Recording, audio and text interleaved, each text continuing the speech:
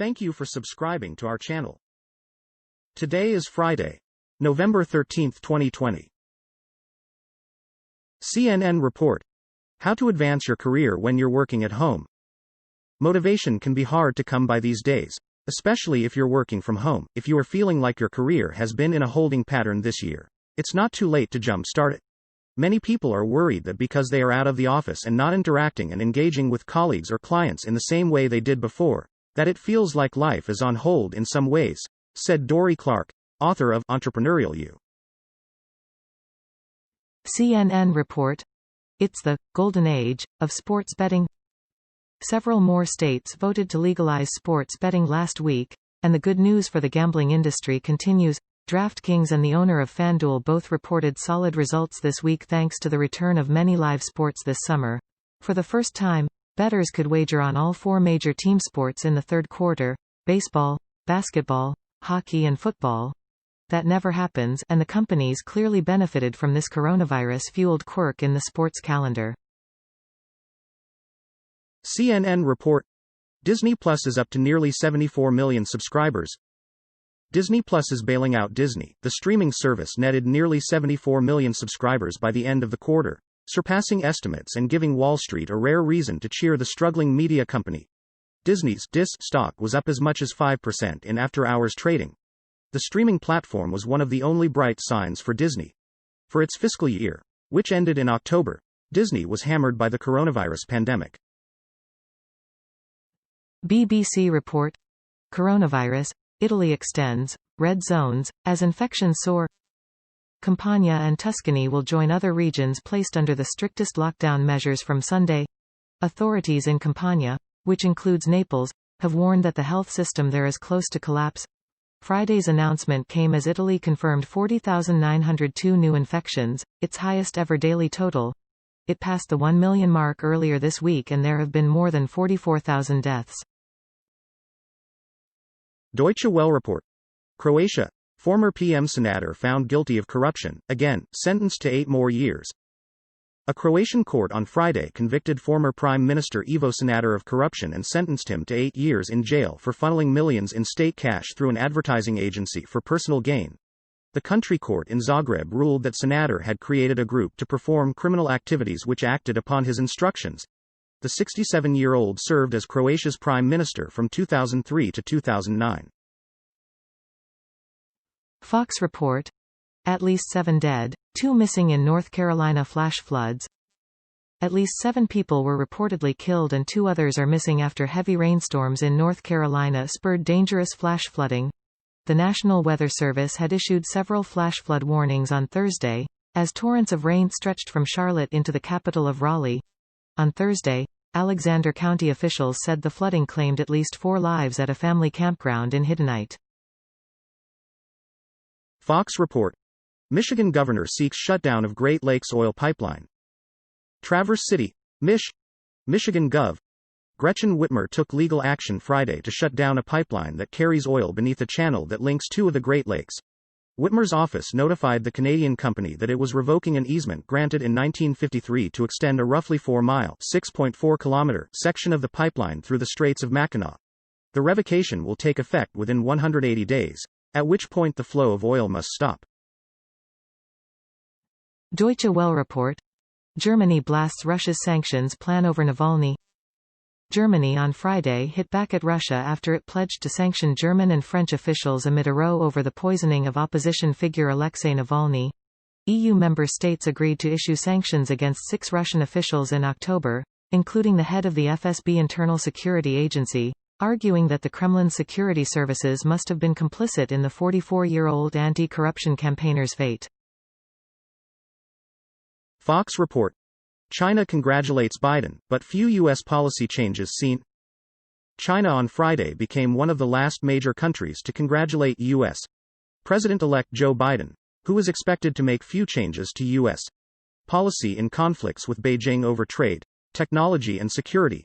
China, along with Russia, avoided joining the throng that congratulated Biden last weekend after he and vice presidential running mate Kamala Harris secured enough Electoral College votes to unseat President Donald Trump. Al Jazeera report: Pope Francis congratulates Joe Biden on election win.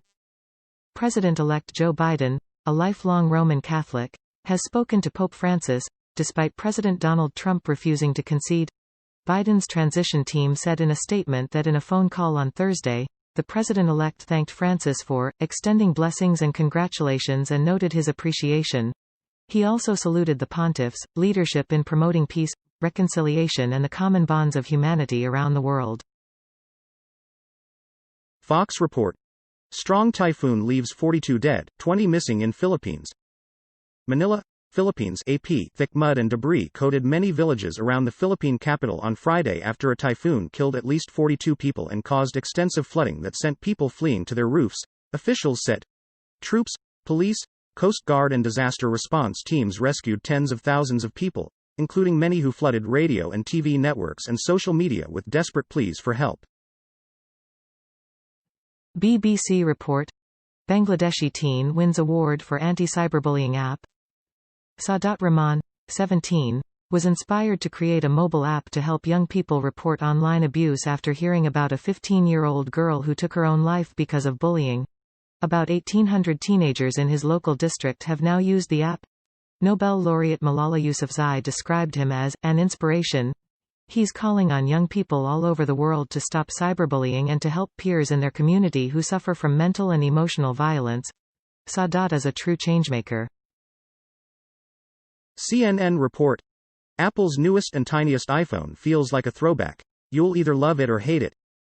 Anyone thinking about upgrading their iPhone now has two more options to consider. Smaller or super big, the iPhone 12 mini, starting at $699, and the iPhone 12 Pro Max, $1,099, go on sale Friday.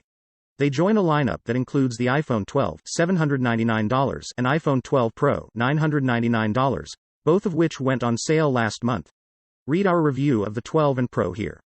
I spent several days trying out the new phones to find out just how much you lose by scaling down to a mini and how much you gain by taking your phone choice to the max.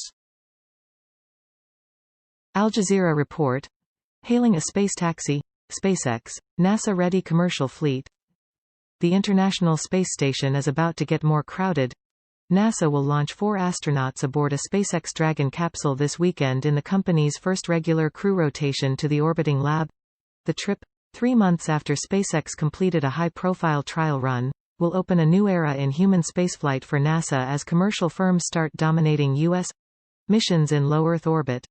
I hope people realize this isn't just another launch, this is something a lot bigger, Michael Hopkins, commander of the Crew 1 mission scheduled for Saturday, said in a NASA post on Tumblr. Deutsche Welle report. Vienna terror attack. Police investigating 21 potential accomplices. Austrian investigators have identified 21 suspected accomplices of an Islamist gunman who went on a deadly rampage in Vienna last week, officials said Friday. On November 2, the assailant, named as dual Austrian-Macedonian national Kujtim Fazilai, shot dead 4 people and injured more than 20 others in the city center before he was killed by police. Michael Lonegger, the police official leading the investigation, told a press conference that the 20-year-old was the sole perpetrator of the shooting spree. Al Jazeera report law firm withdraws from Trump election suit in Pennsylvania. The law firm leading President Donald Trump's challenge to the United States presidential election results in Pennsylvania is backing out of a federal case it filed on Monday. Porter, Wright, Morris and Arthur has abruptly withdrawn from Trump's effort to challenge votes from Philadelphia and other Democratic-leaning counties where Democrat Joe Biden has been declared the winner, according to a court filing first reported by The New York Times. BBC report. Coronavirus. California hits 1 million cases as outbreaks grow across U.S. The U.S. reported another record high of 153,496 new infections the same day, according to Johns Hopkins University, as well as 919 deaths. Daily cases have been in the hundreds of thousands for the last 10 days and over 67,000 are currently in hospital. The nation has seen over 10.5 million cases and 242,000 deaths thus far. California and Texas, which reached the grim million-case milestone on the 10th of November, now both have viral caseloads that surpass other countries, including Mexico and Germany. Thank you for watching 5 p.m. Recap. To be notified, you can subscribe our channel and activate the bell.